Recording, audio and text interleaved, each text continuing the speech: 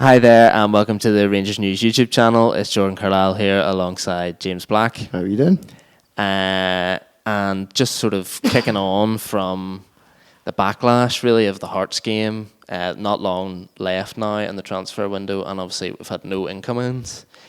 Do we think, I think we've talked about this before, but it maybe becomes a bit more relevant now, the fact that we've got a gap to make up to Celtic. Do we need to sign players in these last few days or risk not winning the title? I don't think there's an urgent pressing need for signings. It would be handy. I mean, certainly wouldn't complain if they got somebody in that's going to improve the side, but it's not something that I think at this minute in time that's absolutely imperative. I think there's probably a couple of bigger issues it's caused, like the defeat to Hearts, for example, like the absence of Tavernier and Morelos. I don't see who you would bring in immediately unless you can perhaps get like a really good attacking midfielder. I'm not really sure where you would bring somebody that's going to come in immediately anyway, so it would be more depth. And I don't know, January's never a great window to get players in. Something can end up being a little bit over the odds.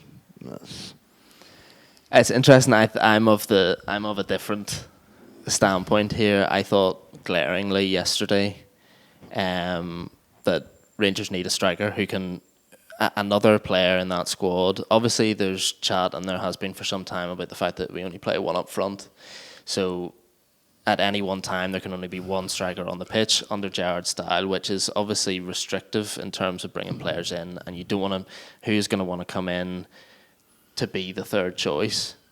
And I understand all that, but I also don't think it's okay for Rangers to have one guy out suspended and then Greg Stewart, who can do a bit in terms of attacking right or up front, he's out injured, and Rangers only have Jermaine Defoe to turn to. I thought in the closing stages at Hearts, you need someone who can change the dynamic. So on the bench, you're looking at the guys and the attacking options on the bench: Arfield, Ojo, Jones.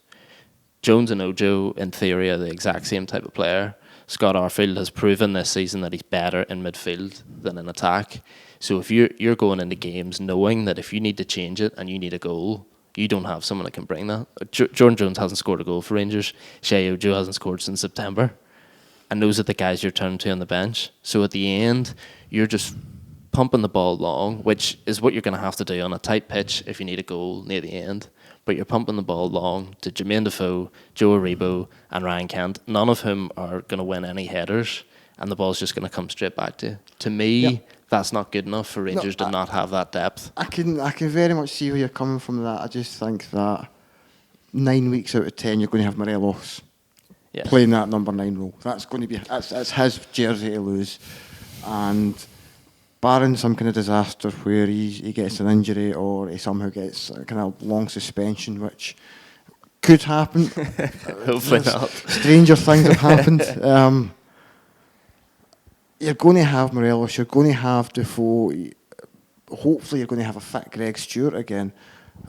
I don't think there's a real need that you add more to that. I get the thing with Defoe means that I don't think that Jermaine Defoe can be used as a sort of plug and play replacement for Morelos. So I think if you bring Defoe into the side, he either comes in as a late substitute when players are tiring and he's thriving on defenders kind of making slight mistakes and being a little bit off the game because they've played 80 minutes or whatever.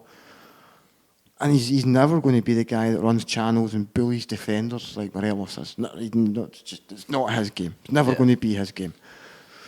Greg Stewart maybe gives you a bit similar in that if he does kind of make those runs, and he will try and bring others into the game more, and he's a more dynamic player, for wanting a better word.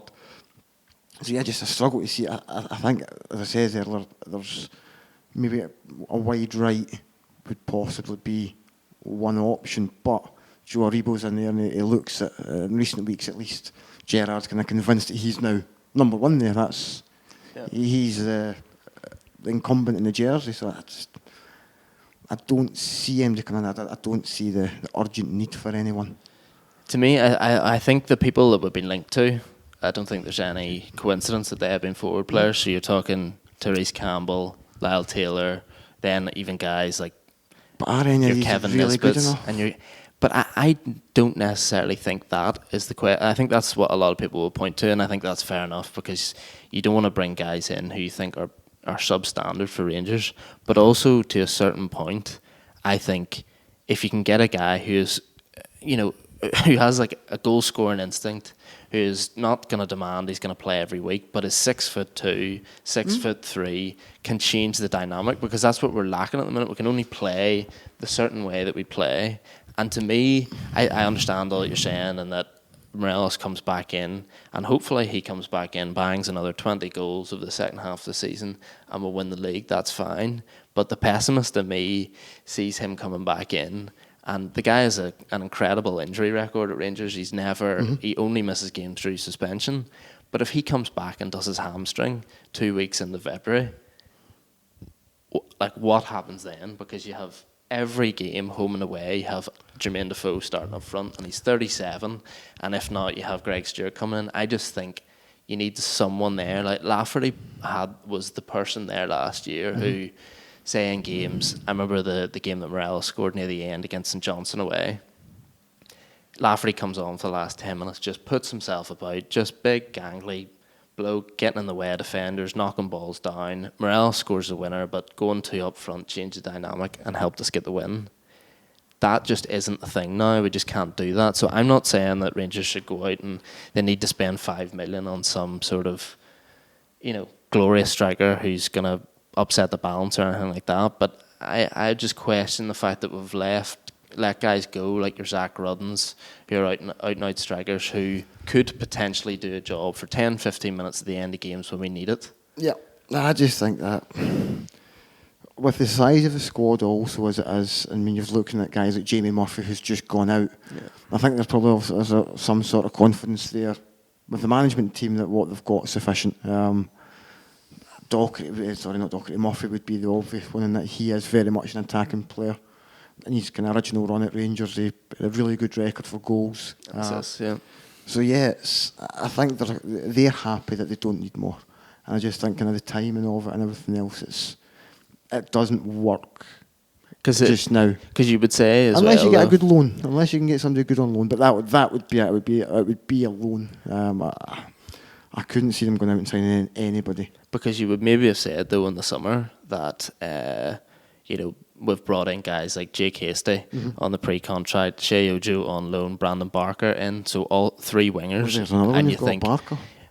But you've brought three people in on loan, three people in on various deals in the summer to play in wide areas, and then we lost to Celtic in the Old Firm, and then splashed out, close to a club record fee to bring in Ryan Kent. So I think.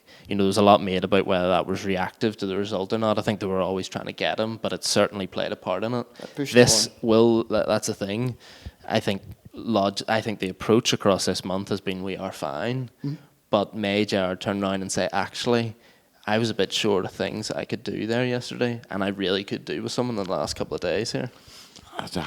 Not for me. You're not saying it. You're not saying it. Not seen it at all. Okay, so but we're happy in other areas of the squad. I mean, we've got. That was the whole point, that we'd have two for each position. So we've got that keeper across the back four to a certain extent, and the fullbacks is where we're lacking maybe a bit of depth. But it's going to be hard to bring someone in there to be a replacement. Those will be looked at more for the summer.